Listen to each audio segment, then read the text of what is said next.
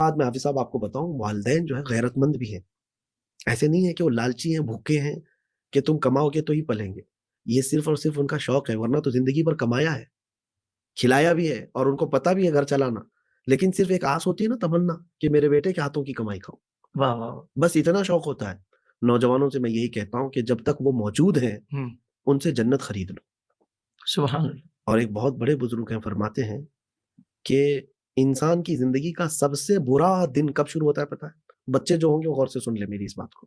سب سے برا دن جس دن ماں اور باپ اپنے بیٹے سے بات کرنے میں ڈرنے لگ جائیں، اللہ اس کا برا دن شروع ہو چکا ہے. اللہ اکبر. کہ میں یہ کہوں گی تو پتہ نہیں بیٹا کیا بولے گا. ابھی اوہ باپ یہ ڈرنے لگ جائے کہ میں اگر اس کو تھوڑا سا بولوں گا تو الٹا کچھ غصے میں نہ آ جائے، گھر چھوڑ کے نہ چلا جائے. ماں باپ جس دن تم سے ڈرنے لگ گئے اس دن تمہاری زندگی کا بہت برا دن شروع ہو چکا ہے. اللہ اکبر. کچھ کو ایسا لگتا ہے کہ میں ماں باپ کو ٹھنڈا کر لوں گا، ڈرا لوں گا. جس دن وہ تم سے بات کرنے میں ڈرنے لگ گئے، بد نصیبی کا دن شروع ہو چکا ہے. اللہ کی لعنت ہے اس بندے پر. رب تبارک و تعالی ہم کو عقوق الوالدین جیسے یعنی سخت گناہ کبیرہ سے ہمیشہ محفوظ رکھے. آمین آمین آمین. اور جیتے جی ان کی قدر کرنے کی توفیق عطا فرمائے. سب آخر میں یہ ارشاد فرما دے کہ اب آپ کی باتیں سنی یا دین سے قریب ہوئے تو پتہ لگا کہ واقعی وہ وقت تو گزر گیا، جیسے اس نوجوان کا آپ نے واقعہ سنایا. اب والدین دنیا سے چلے گئے ہیں، تو ایسی صورت میں کیا ان کے کچھ حقوق ادا کیے جا سکتے ہیں ان کے جانے کے بعد؟ کیا ان کے ساتھ بھلائی یا خیر والا معاملہ کیا جا سکتا ہے؟ یہ ارشاد فرما دیں. بالکل. حضور پاک صلی اللہ تعالیٰ علیہ وسلم کے پاس ایک صحابی آئے.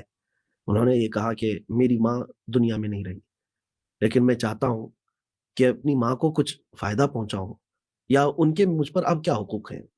تو جو حدیث پاک کے مفاہیم ہیں اس میں سے ایک ہے کہ ماں باپ زندگی میں ان کے جو رشتے تھے ان کو برقرار رکھنا، یہ ان کے حقوق سے ہے.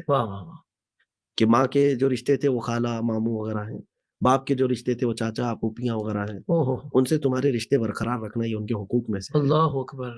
اور دوسری چیز یہ ہے کہ اللہ اس کے رسول کی رضا میں تمہارے والدین جن چیزوں سے خوش ہوا کرتے تھے ان کاموں کو جاری رکھنا یہ بھی ان کے حقوق میں سے ہے. وہ تمہیں جیسا دیکھنا چاہتے تھے ویسے بنے رہنا یہ ان کے حقوق میں سے ہے. اللہ.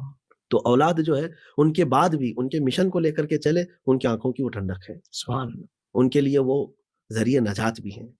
یہاں پر بہت سارے، اب یہاں تفاصیل کا وقت نہیں رہ گیا، نہیں تو کئی واقعات ایسے ہیں کہ قبروں میں پہنچ جانے کے بعد بھی والدین کے لیے بچے کام آتے ہیں. ایک حدیث پاک جو مشہور ہے